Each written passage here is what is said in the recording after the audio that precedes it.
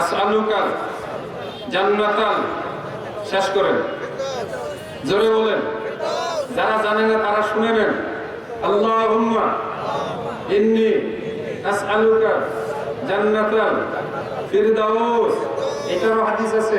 আল্লাহ রাসূল বলেন, ফাইজা সাআলতা, যখন তুমি চাও, আসআলিল্লাহ আল জান্নাতাল ফিরদাউস, তুমি আল্লাহর কাছে জান্নাতুল ফিরদাউস চাও। নামাজের পরে মাঝে মাঝে বলবেন, আল্লাহুম্মা ইন্নী আসআলুকাল জান্নাতাল ফিরদাউস, আল্লাহুম্মা ইন্নী আসআলুকা জান্নাতাল ফিরদাউস, আল্লাহুম্মা ইন্নী আসআলুকা জান্নাতাল ফিরদাউস। হাদিসের শেষ অংশ।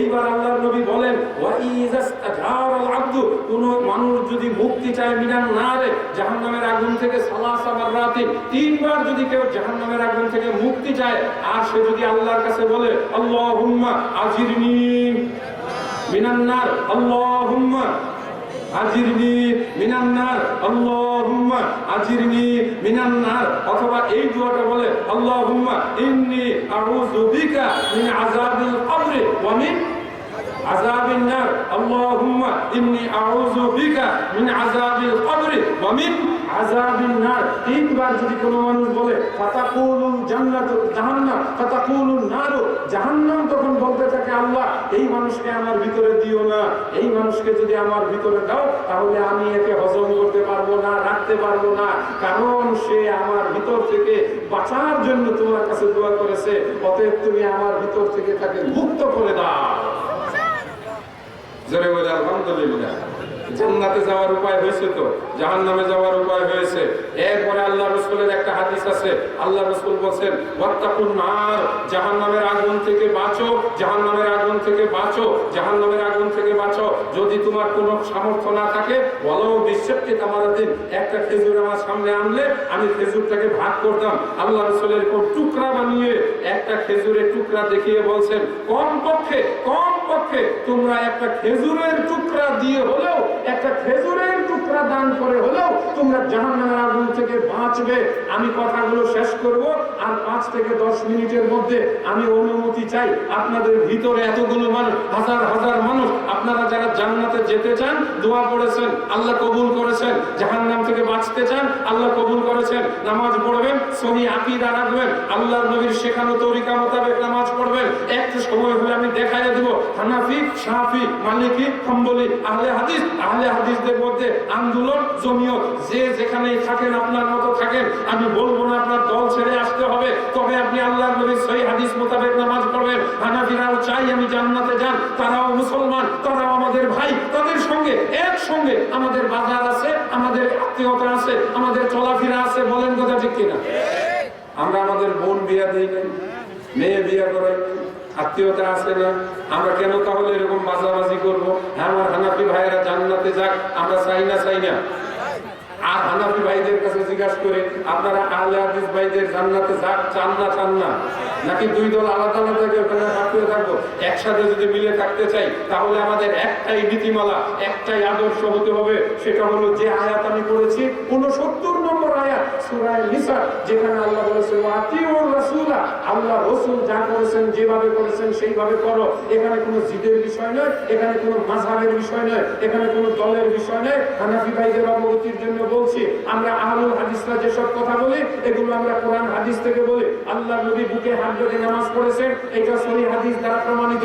কাবা ঘরের ইমাম বুকে হাত বেঁধে নামাজ পড়ে, মদিনার মসজিদের ইমাম বুকে হাত বেঁধে নামাজ পড়ে, হানাফি আলেম কাজী ইব্রাহিম বুকে হাত বেঁধে নামাজ পড়ে। এখানে মনে হয় একবার ওয়াজে এসেছিলেন হানাফি আলেম, ওই যে সেই মাওলানা সাইফুল্লাহ মাদানী বুকে হাত বেঁধে নামাজ পড়ে, হানাফি আলেম ডক্টর আবু বকর জাকারিয়া বুকে হাত বেঁধে নামাজ পড়ে, হানাফি আলেম ওই মক্কা মদিনার যারা, তারা বুকে হাত বেঁধে নামাজ পড়ে। এইটাই সহি। আপনি আল্লাহর নবীর সহিহ হাদিস মানবেন, নবীর নিচে আপনি হাত বেঁধে নামাজ পড়েন। এই হাদিসটি আবু দাউদ শরীফে এসেছে, আলী রাদিয়াল্লাহু তাআলা আনহু থেকে বর্ণিত। যেই হাদিসটির বর্ণনা যঈফ, যেই হাদিসটি সম্পর্কে ইমাম মুল্লা আলী কারি হানাফি বলেছেন, ওয়াত্তাফাকা আলা যুফিহি, এটা যুফের উপরে সকল ইমামগণ একমত। সুতরাং সহিহ হাদিস থাকতে আপনারা যঈফ হাদিস পালন করছেন, এটা আপনাদের বিষয়, আমরা আপনাদেরকে সঠিক বলে গেলাম। আল্লাহর নবী রাসূল আদায় করেছেন, নামাজে যাওয়ার, রুকুতে যাওয়ার আগে রুকু থেকে উঠার আগে এইভাবে হাত তুলে এইভাবে রসুল আদায় করেছেন। এইভাবে আল্লাহর নবী কোনোদিন কান ধরে নামাজের মধ্যে নিয়ত বাঁধেন নাই। আল্লাহর নবী হাতে কানের লতিকা পর্যন্ত, মুসলিম শরীফের হাদিস, বুখারী শরীফের হাদিস, বুখারী শরীফের নামাজের সালাত অধ্যায়ে রসুল আদায় সালাতের মধ্যে ইবনে উমর রাদিয়াল্লাহু তাআলা আনহু থেকে বর্ণিত, কানা রাসূলুল্লাহ সাল্লাল্লাহু আলাইহি ওয়াসাল্লাম ইয়ারফাউ ইয়াদাইহি, তার দুই হাত উঠাইতেন হাজওয়া মানকাবাইহি, কাঁধ এবং কানের বরাবর। এটা রুকুতে যাওয়ার সময়, রুকুতে ওঠার সময়। সম্মানিত ভাই আমার, 4 রাকাত নামাজে 10 বার রসুল আদায় হয়। 10 বার রসুল আদায় করলে 10 এ 10 100টা নেকি হয়। দিনে যদি আপনার এইরকম 100 কে 1000 নেকি হয়, মাসে আপনার 3000 নেকি হয়, বছরে আপনার 3 বার 36000 নেকি হয়। 60 বছর জীবন করে 36000 কে 3,60,000 নেকি হয় রসুল আদায় করলে। আর যদি রসুল আদায় না করেন আপনার 3,60,000 নেকি কম হয়। এটা একটা ছোট হিসাব দিয়ে গেলাম। কিয়ামতের দিন একটা নেকির বড় দরকার হবে। আমার সম্মানিত ভাইয়েরা আমার, হ্যাঁ, আমি যেটা অনুমতি চাচ্ছিলাম, একটু চাদর পাঠাবো, আপনারা কেউ বেজার বিরক্ত হবেন না তো? কোরআনের জন্য, জান্নাতে যাওয়ার জন্য, জাহান্নাম থেকে বাঁচার জন্য নিয়ত করে দিবেন। কি নিয়ত? নিয়তটা বলে দিই। এক, আমরা কোরআনের খেদমতের জন্য দিলাম, কোরআন কিয়ামতের দিন আমাদের জন্য আল্লাহর সামনে দাঁড়াবে। 2, আমরা জাহান্নাম থেকে বাঁচতে চাই, কি জন্য দিলাম? টাকাটা দেওয়ার সময় নিয়ত করবেন। 3, আমরা জান্নাতে যাওয়ার আশায় দিলাম। কেউ উঠবেন না, যাবেন না। আর কেউ যদি 5,000, 10,000, 50,000, এটা পরে, এখন না, এখন না। আমি আগে কথা শেষ করি। মহিলাদের আলোচনা হয়ে গেছে। আমার সম্মানিত দিনী ভাইরা, যেখানে আমি আলোচনা করতেছিলাম বেনামাজির কথা, বেনামাজি জান্নাতে যাবে না। বেনামাজি, তার জন্য ঠিকানা হলো জাহান্নাম। তার ঠিকানা জাহান্নামের নাম হলো সাকার নামক জাহান্নাম। বেনামাজিরা কোন জাহান্নামে যাবে? সম্মানিত ভাইয়ের আমার, আমি আপনাদেরকে নামাজের দাওয়াত দিয়ে গেলাম। আর নামাজের দাওয়াত দিতে গিয়ে আমি বলবো, আল্লাহর নবী যেভাবে নামাজ পড়েছেন সেভাবে নামাজ পড়েন। আমার হানাফি ভাইদেরকে বলবো, আহলে হাদিস ভাইদেরকে বলবো, এই তোমরা একটু রুমাল নিয়ে যাও, বাচ্চারা যাও, প্রত্যেকেই যাও। হ্যাঁ, সম্মানিত দিনী ভাইয়েরা, সবাই শরীক হবেন, একজন মানুষও বাদ যাবেন না ইনশাআল্লাহ।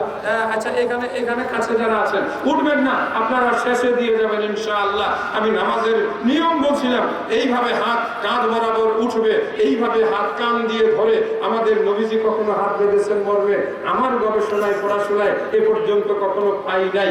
আপনি হাত কান পর্যন্ত উঠাবেন অথবা কান পর্যন্ত, আঙ্গুলগুলো পূর্ণ সারেন্ডার থাকবেন। মা বোনেরা নামাজটা শিখবেন। মা বোনদের সাজদা হয় না, মাটিতে ঝুলে পড়ে। মা বোনেরা শিরক গুনাহ করে। মা বোনদের অনেকের শরীরে তাবিজ কবজ আছে, তাবিজ ব্যবহার করা শিরক, তাবিজ ব্যবহার করা শিরক। আল্লাহ নবী বলেছেন, মান তাআল্লাকা তামিমাতান ফাকাদ আশরাকা, যেই ব্যক্তি তাবিজ ব্যবহার করলো সেই ব্যক্তি শিরক গুনাহ করলো। যেই ব্যক্তি তাবিজ ব্যবহার করলো শিরক গুনাহ করলো।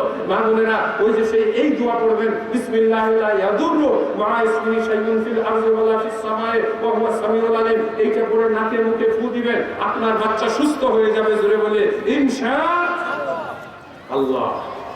বাড়িতে, ঘরে, মা বোনেরা, আমার ছোট ভাই আব্দুল্লাহ সুন্দর করে বিয়ে শাদীর বিষয়ে আলোচনা করেছেন। এই প্রসঙ্গে তিনি বেপরদার কথা বলেছেন। মা বোনেরা, পর্দা আল্লাহ পাক আপনাদের সম্মান মর্যাদা বৃদ্ধির জন্য দিয়েছেন। আল্লাহ কোরআনে বলেন সূরা আহজাবের ভিতরে, ওয়াকারনা ফি বুয়ুতিকুন্না ওয়ালা তাবাররাজনা তাবাররুজাল জাহিলিয়াতিল উলা। এই নারীরা, তোমরা ঘরে থাকবে, ঘরে অবস্থান করবে। আর ওই পূর্ব যুগের, মূর্খ যুগের, আইয়ামে জাহিলিয়ার যুগে যেভাবে নারীরা ওই যে বেপরোয়া হয়ে চলাচল করেছে, বেপরদা হয়ে চলাচল করেছে, তোমরা সেভাবে চলাচল করবে না। আল্লাহ নবী জাহান্নামের ভিতরে একদল নারীকে দেখে এসেছেন, যারা তাদের স্বামীর সঙ্গে অবাধ্যতা করার কারণে তাদেরকে উপর করে চেনে হেসড়ে জাহান্নামের ভিতরে নিক্ষেপ করেছেন। হে নারী, হে নারী, স্মরণ রেখো সতীত্ব গৌরব, জননীর মনির কোলের অমূল্য বিভব। এই বিভব কোন রূপে হবিলে হরণ, কোটি টাকাও দিয়ে তাহা হবে না পূরণ। হলেও এ ভুবনে তুমি অনন্যা সুন্দরী, রবে না তোমার মূল্য এক কানা করি। মা বোনেরা, তাই বলি, আপনারা পর্দায় থাকবেন, আল্লাহকে ভয় করবেন, নিজের সৌন্দর্য অপর পুরুষের সামনে দেখাবেন না। যেটুকু দেখাবেন তার জন্য আপনাকে ভয়ঙ্কর জাহান্নামের আগুনে জ্বলতে হবে। জাহান্নাম বড় ভয়ানক ঠিকানা, জাহান্নাম বড় ভয়ানক ঠিকানা, জাহান্নাম বড় কঠিন ঠিকানা। যেই জাহান্নামের ভয়ে হাসরের ময়দান ময়দানে যেদিন জাহান্নামকে টেনে আনা হবে 70,000 ফেরেশতা, 70,000 সেই শিকলে টেনে জাহান্নামকে যখন হাজির করা হবে, জাহান্নামের গর্জন শুনে হাসরের ময়দানে সকল কিছুই তখন অস্থির হয়ে যাবে। জাহান্নামকে যখন আল্লাহ জিজ্ঞাসা করবেন হালিম তালাতে, তুমি কি পরিতৃপ্ত হয়েছো?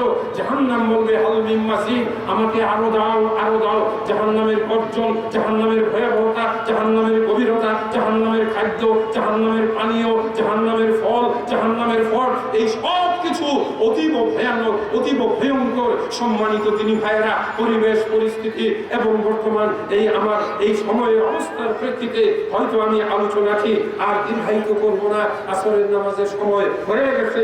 আমারও বক্তৃতা দেখতে দেখতে 1 ঘন্টা 45 মিনিট, 2 ঘন্টা হয়ে গেছে।